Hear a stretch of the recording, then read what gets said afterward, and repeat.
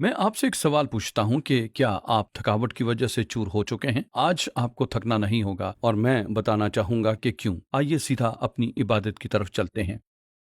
मैं हमेशा ये कहता दिखाई देता हूँ कि ये मेरे पसंदीदा हवालों में से एक है और वैसा ही है। बाइबल में बहुत कुछ है जो भरपूर और सच्चाई से मामूर और हमारी जिंदगियों के लिए हौसला अफजाई से भरा है। और इसी तरह के हवाले में से एक यसाया 40 बाब है, खास तौर पर 31वीं आयत, क्योंकि ये कहती है, लेकिन खुदावंद का इंतजार करने वाले असरे नौ जोर हासिल करेंगे और उकाबों की मानद बालों पर से उड़ेंगे। वो दौड़ेंगे और ना थकेंगे, वो चलेंगे और मांदा ना होंगे। और ये इस बारे में बात करती है कि जब हम खुदावंद के लिए मुंतजर हैं तो कैसे हमारी तजदीद होती है। और यसाया के 4 बाब की 31वीं आयत में ये कहने की एक वजह है, क्योंकि इससे चंद ही आयतें पीछे 28वीं आयत में ये कहती है, क्या तू नहीं जानता, क्या तूने नहीं सुना कि खुदावंद खुदाए अब्दी और तमाम जमीन का खालिक थकता नहीं और मांदा नहीं होता। अब देखते हैं, खुदा अब्दी है, वो शुरू से आखिर तक है, वो शुरू से भी पहले है, वो आखिर के बाद है, वो लासवाल है, कोई इख्तिताम नहीं। और फिर वो आगे जाकर कहता है वो थकता नहीं और मांदा नहीं होता, क्योंकि वो अबदी है, वो अपनी फितरत में लाजवाल है। और लिहाजा जब आप उसके मुंतजर हैं, आप उसका सामना करेंगे जो कभी थकता नहीं। तो ये आपके साथ क्या करता है? वो आपकी हौसला अफजाई करता है, वो आपको ताकत बख्शता है, वो आपको कुव्वत देता है। जब आप थके हुए हैं,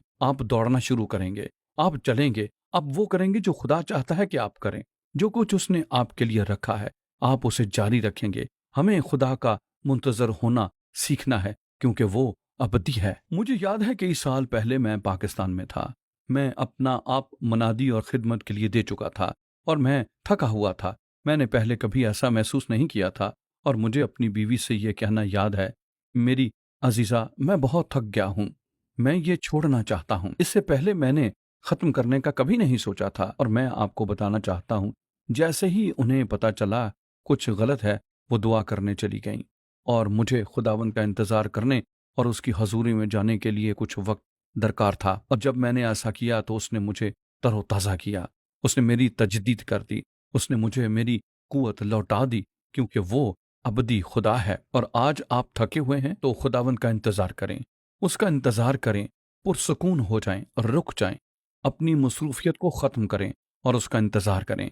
आज उसके साथ कुछ वक्त अकेले में गुजारें, वो आपकी कुव्वत को असर नौ बहाल कर देगा। आप उकाबों की मानंद उड़ेंगे और आप दौड़ेंगे और ना थकेंगे, क्योंकि आप एल ओलैम यानी अब्दी खुदा के पास जाते हैं।